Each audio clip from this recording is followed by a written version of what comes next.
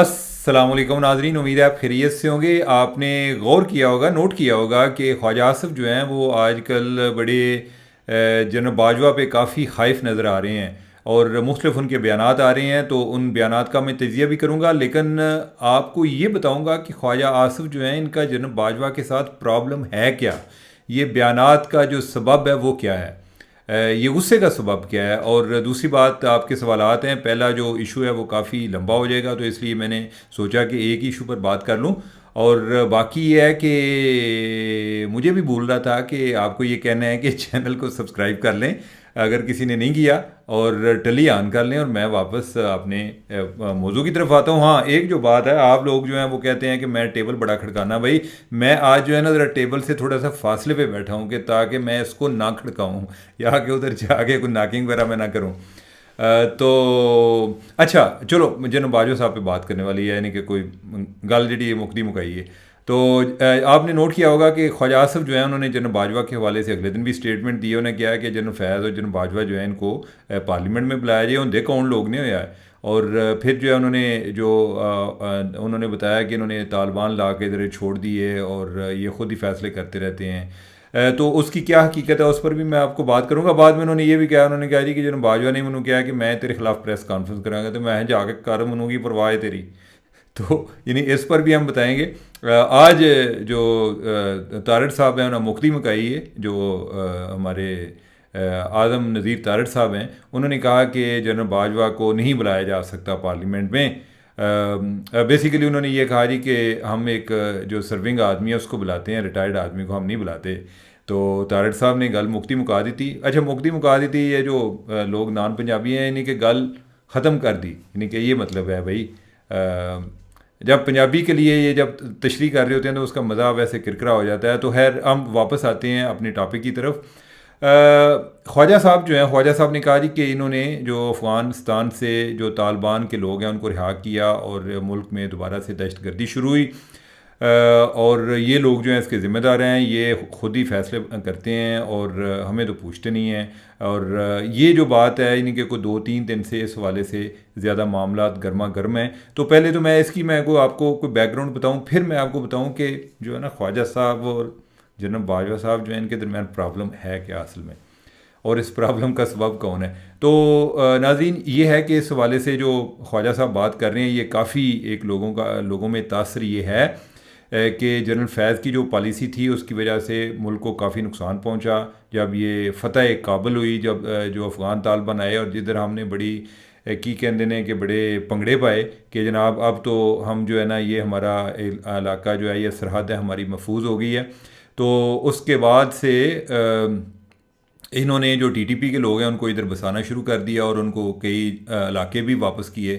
और उसका नतीजा ये हुआ कि जो टीटीपी वाले हैं वो दोबारा अपनी उन्होंने प्रेजेंस शो भी करानी शुरू की, लॉ इन्फोर्समेंट को अटैक किया। तो इस वाले से काफ़ी एक रिजेंटमेंट पाई जाती है। एक जो बॉयज़ लोग हैं ना, यानी कि जो चौधरी रियासत के लोग हैं, उनमें ये भी था कि जो जनरल फैज़ है ना उसने ये बड़ा कमाल किया है कि तालिबान ने लड़ा देता है। यानी कि इनके मुख्तलिफ ग्रुप्स हैं बेसिकली, यानी कि एक ही जगह एक ही को पहले पोजीशन है, फिर दूसरे को लाते हैं, वो आपस में लड़ते रहते हैं। इनका ये ख्याल था कि हमें नहीं मारने पड़ेंगे, ये आपस में ही मर जाएंगे। ये ऐसे ही है जैसे डिवाइड एंड रूल जो है पॉलिटिकल पार्टीज़ में भी चलता रहता है। यह जो अंग्रेज़ों के टाइम से हमने एक पॉलिसी बनाई हुई है। तो एक तो ये बात चलती है कि जो है ना जनरल फैज़ की पॉलिसी जो है वो बहुत ही काउंटर प्रोडक्टिव साबित हुई है। और उसके लिए पहले इन्होंने पार्लियामेंट में एक जो है ना इन कैमरा सेशन बुलाया था और उसमें इन्होंने सारी पॉलिसी के बारे में कहा गया था। और हमारे जो लोग हैं, जो हमारे नुमाइंदगान हैं, वो भी सुनते रहे और उस टाइम उन्होंने पॉलिसी बनाने दी और बाद में उस पर एतराज़ कर रहे हैं। अब वैसे ये भी देखें कि ये पॉलिसी जो है इमरान खान के टाइम पर बनी, उसके बाद पीडीएम की गवर्नमेंट आई, उसके बाद निगरान हुकूमत आई, लेकिन पॉलिसी भी वो चलती रही और बातें भी होती रहीं। तो मेरा ख्याल है कि या तो हम पॉलिसी चेंज कर लें या फिर ये है कि मसला कुछ और भी है। तो वो मसला कुछ और जो है ना उस पर तो मैं बाद में आऊँगा। दूसरा ये है कि कितने को उस टाइम तालिबान छोड़े थे, इसके हवाले से भी दो राय हैं। मैं दो राय इसलिए कहता हूँ कि मेरे पास अब हर चीज़ जो है, मैं कौन सा राइट टू इन्फॉर्मेशन के तहत ये मैं डिटेल मंगवा सकता हूँ जी कि बताएं जी कि कितने तालिबान छोड़े हैं। एक तो ये है जी कि जो उनके नकाद हैं वो ये कहते हैं जी कि इन्होंने काफ़ी लोग जो हैं उनको उस टाइम रिहा किया है। अब ये है कि जो जनरल बाजवा या जनरल फैज़ है, जो उनकी तरफ से जो आती हैं, यानी कि उनके जो लोग हैं जिन्होंने उनके साथ काम किया है, वो कहते हैं जी कि ये चीज़ें जो है ना एग्जैजरेटेड हैं, इनको बढ़ा चढ़ा कर बयान किया जा रहा है। बेसिकली कोई 200 तालिबान छोड़े गए थे, और ये 200 तालिबान में लीडर शामिल नहीं थे। ये वो लोग थे कि जिनको पहले ही गिरफ़्तार किया हुआ था। इनका डी रेडिकलाइजेशन का एक प्रोग्राम है पाक फ़ौज का, जिसमें जो मुख्तलिफ इंतहा पसंद हैं उनको ज़रा एक उनके अंदर से इंतहा पसंदी को ख़त्म करने के हवाले से मुख्तलिफ नफसियाती हरबे इस्तेमाल किए जाते हैं, और उनको काम सिखाया जाता है कि वापस जो है ये कोई और काम कर लें, बजाय इसके कि ये दहशतगर्दी की तरफ ही वापस मुड़ें। तो वो कहते हैं जी, उनका ये दावा है जी कि 200 बंदे उधर से हमने छोड़े थे, अल्लाह जाने, नहीं कि मैं आपको ये दो मौक़िफ़ दे रहा हूँ।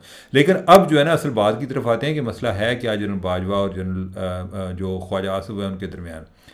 नाजरीन, मसला ये है कि मसला पुराना है, और मसला पुराना ये है कि जो जनरल बाजवा के ससुर हैं जनरल अमजद और ख्वाजा आसिफ साहब जो हैं, इनका पुराना तल्लक है आपस में। ये किसी टाइम पे जो जनरल अमजद हैं ये कोई उधर कोई सियालकोट में सर्व करते थे, तो उस टाइम से इनका कोई आपस में एक राब्ते बरकरार हैं। ख्वाजा साहब जो हैं ये भी उधर सियालकोट कैंट में रहते हैं, तो कई जो इनके जानने वाले जो उधर सर्व करके आए, तो वो बाद में इनके साथ इनके अच्छे मुरासिम रह गए।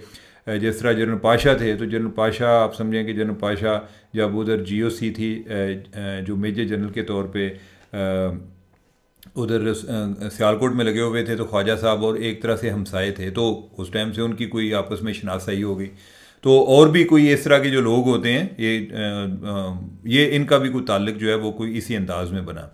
अब ये है कि ये ताल्लुक जो है उसका पहला टेस्ट हुआ जब 1999 में जनरल मुशर्रफ ने टेक ओवर किया, और टेक ओवर के बाद ख्वाजा आसिफ साहब जो हैं और मियाँ नवाज शरीफ वगैरह इनको सबको जेल में डाला, और उस टाइम जो है इन पर को केस बन गए और कोई इल्ज़ामात वगैरह लगे।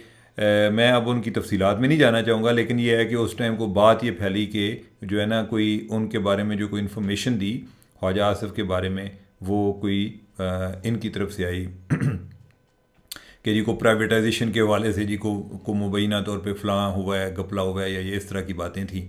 और जी मियाँ नवाज शरीफ जो है उसने इतने पैसे ले गया है, तो इनको ये नहीं आइडिया हो रहा था कि ये मामला शुरू कैसे हुआ है, और ये इनका ये ख्याल था जी कि ये सारी बातें जो है ना लग़व हैं, झूठी हैं।